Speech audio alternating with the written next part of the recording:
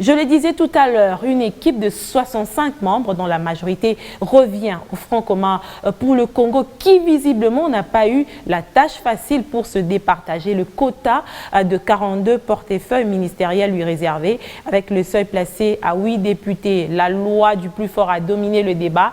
Le PPRD allié fort de plus d'une centaine de députés obtient ainsi 14 postes plus 4 de son président. Les autres par contre se contenteront de 4, 3, 2, 1, voire aucun poste.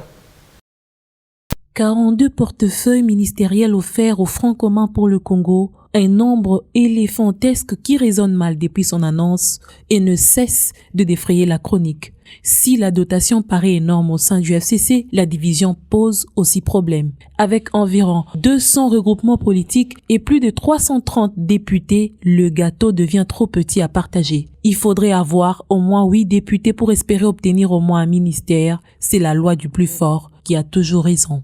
Fort de ses 118 députés, le PPRD et ses alliés obtiendront donc 14 postes ministériels, dont 11 ministères et 3 vice-ministres. Sans compter les 4 postes revenant à Joseph Kabila, autorité morale du FCC. La deuxième force politique après la fragmentation de l'FDCA devient donc l'AAB de Balamagé. Avec ses 27 députés, il obtient 3 ministères et un vice-ministre. Il est suivi de l'AABC de Julien Paluku qui compte 19 députés. Il n'obtiendra ainsi que 2 ministères, au même rang que l'AAA de Pius Mabilou, l'ADRP de François Robota avec à chacun 21 députés. Ayant 12 députés, la co de Patrick Bologna boucle le rang des 2 portefeuilles. Il obtient à l'issue des partages un ministère et un vice-ministère. De nombreuses plateformes se contenteront que d'un seul portefeuille, au nombre desquels ATIC de l'ex-premier ministre Matata Ponyo avec 11 députés,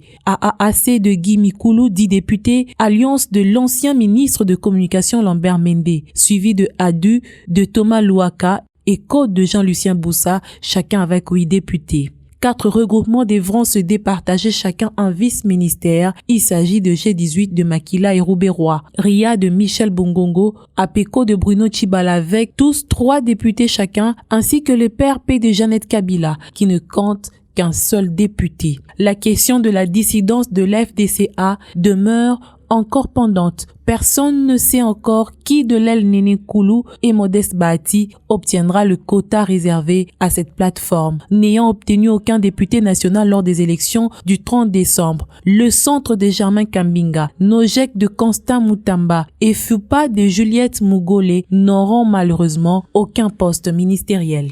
Si certains jurent encore fidélité à l'autorité morale du FCC, les alliés de Palu dont Lokondo, Moutiri Elvis et Yasseni Teoumba, suspendus après avoir manifesté leur mécontentement pour n'avoir pas été pris en compte dans le quota de ce regroupement.